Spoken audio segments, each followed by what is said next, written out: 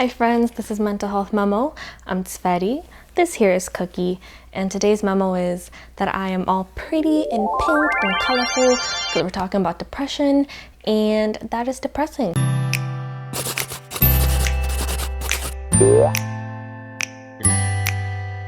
Today we're gonna go over different things that you can try to alleviate or improve or completely get rid of symptoms that you might be feeling because of your depression. It's important first to note that everyone experiences depression differently, and so some of these things will work for you, other things might not, and that's totally okay.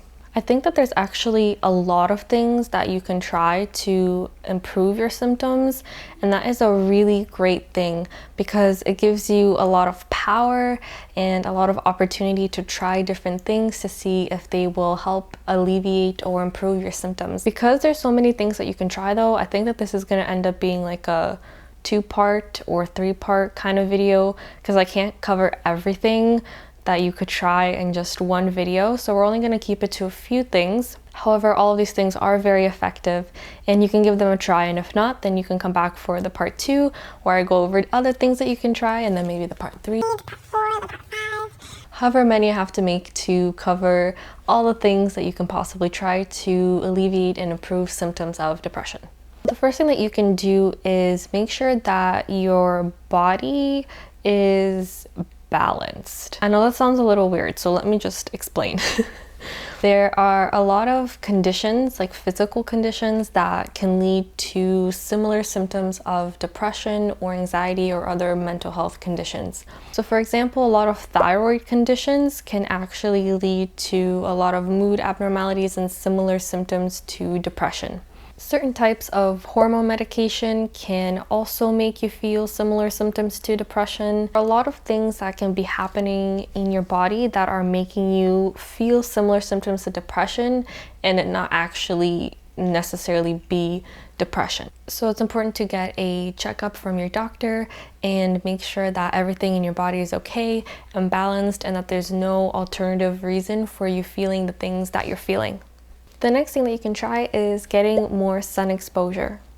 The reason that sun exposure is so important is that the sun triggers a chemical in our brain called serotonin, and serotonin is basically kind of like our happy chemical in our brain. It helps us to feel happy and good, and so getting more sun means more production of serotonin. We can see the impact of this with, for example, seasonal affective disorder, which is a type of seasonal depression, and typically it comes out during winter and fall months, and then it goes away during the spring and summer seasons.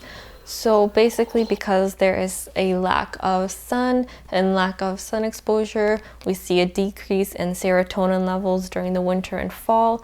And thus, that is why a lot of people tend to get very depressed and lonely and sad during the winter times in comparison to the summer. So if you live in a country that has long winter seasons like me here in Canada, there are a few things that you can try to kind of compensate for the lack of sun exposure that you're getting. The first is taking vitamin D. So vitamin D is kind of called the sunshine vitamin for a reason. It can help to alleviate some symptoms of depression, especially during the winter months if you do have seasonal affective disorder. But I also do take vitamin D throughout the whole year just because there really isn't a lot of sun here, even during the summer months. So I just prefer taking it all year round. Another thing that you can try is buying a UV lamp. Usually these lamps they're made with UV light bulbs, obviously, because they're UV lamps.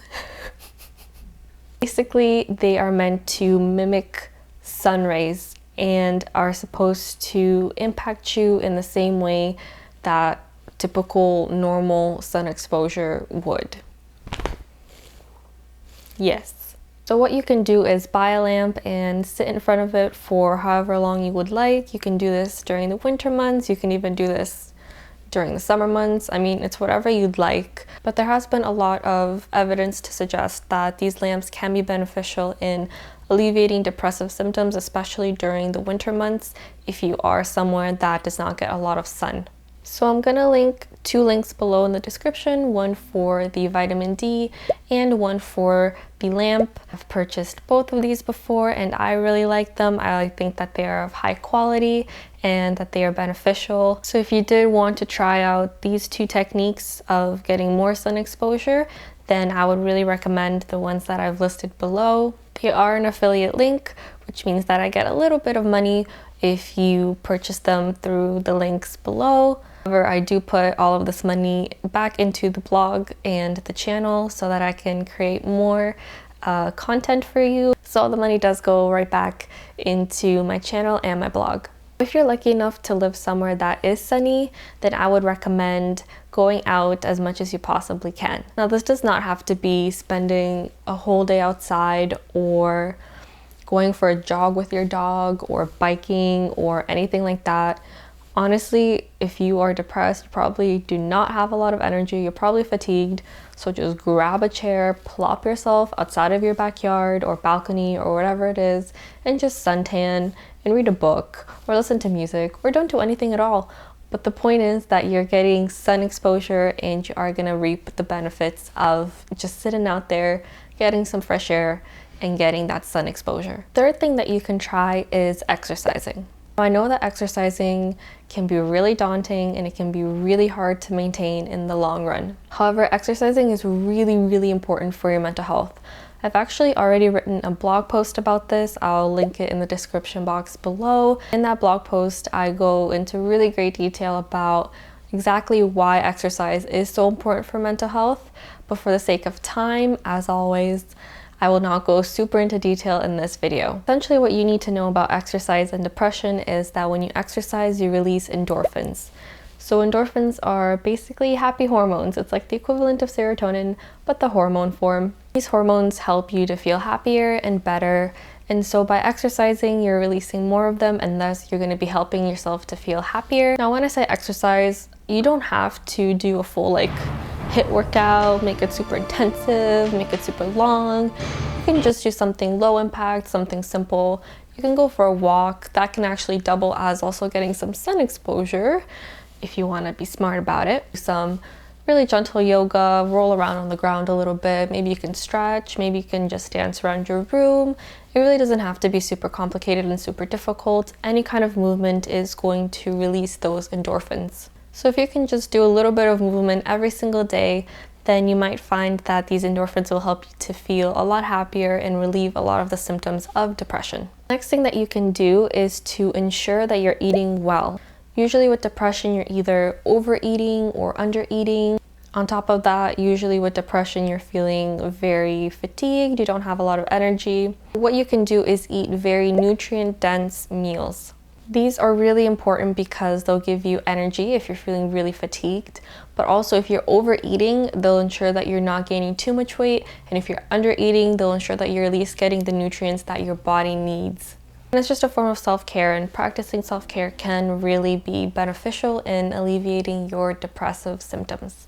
The next thing that you can do is have a set sleeping schedule. Just like eating and exercising, this can be really, really hard to do.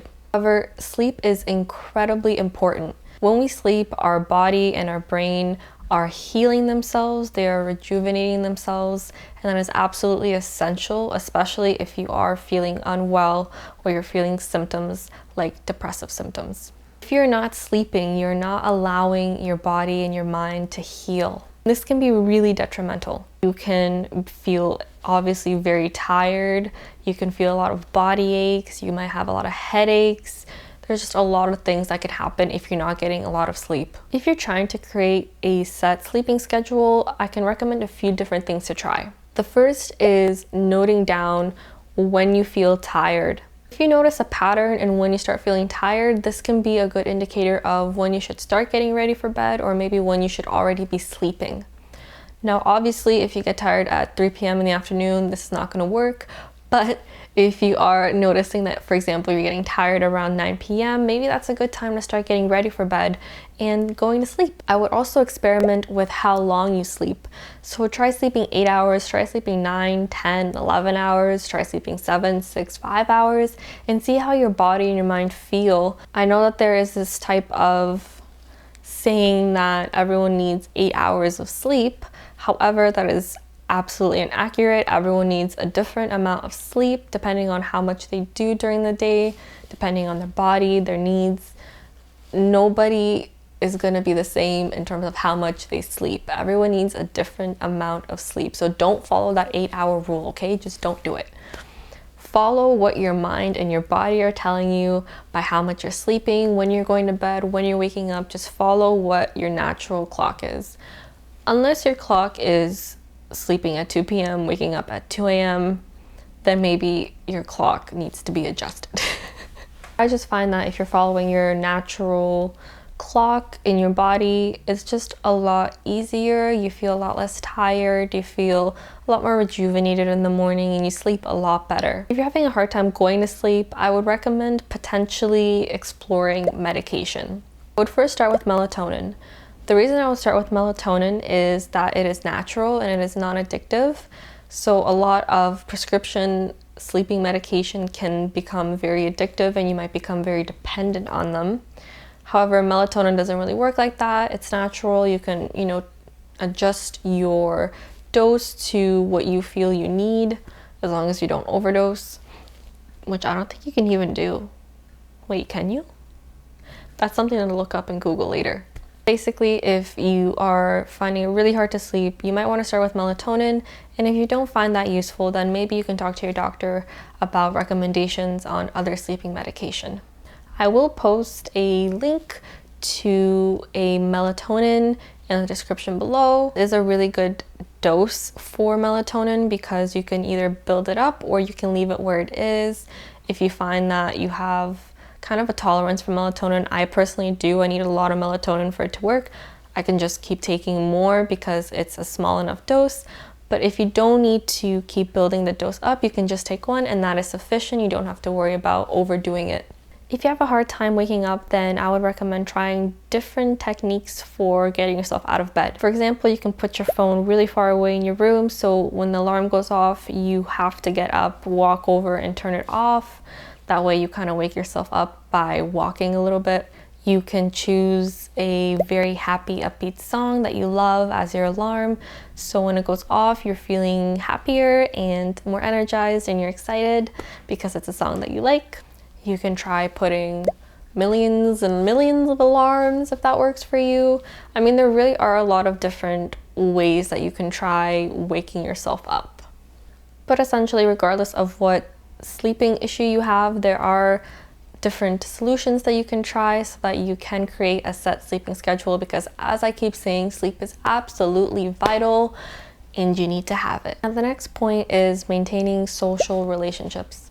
We are pack animals, and so we thrive when we are around others. And of course you can have your alone time and all that stuff, but it's really important to still maintain social relationships because they are going to help you to feel more fulfilled, more happy, and more energized. On top of that, if you are comfortable talking to whoever it is, you can share how you've been feeling, and feeling that kind of support and love can really be helpful in alleviating some of the loneliness and sadness that comes with depression. Maintain those social relationships. They're absolutely essential. We are pack animals, y'all. And this is coming from the biggest loner on the whole entire planet. I mean, my dog is my best friend. What more do I need to say? Next point is meditation. Meditation is absolutely fabulous because for the most part, usually meditations require you to be laying down or sitting down, and that is usually the position I'm in when I'm very depressed. They're just a very low maintenance way to practice self-care. Usually with meditations, you are grounding yourself, you are connecting to your inner self, you are relaxing, and that's really essential when you're feeling depressed. A lot of times you can feel kind of out of body, you can feel stressed that you're not able to get stuff done that you need to get done. Meditations can really just be a great way to kind of alleviate those symptoms in a very low maintenance way. So that's pretty much it. I hope that you found this video helpful and useful, and that you will try some of these techniques out and that they hopefully help. Thank you so much for watching the video. If you're watching this in the morning, I hope you have a great day. If you're watching this at night, I hope you have a restful sleep. And that's it from Cookie and I. Bye. Did you fart? Oh.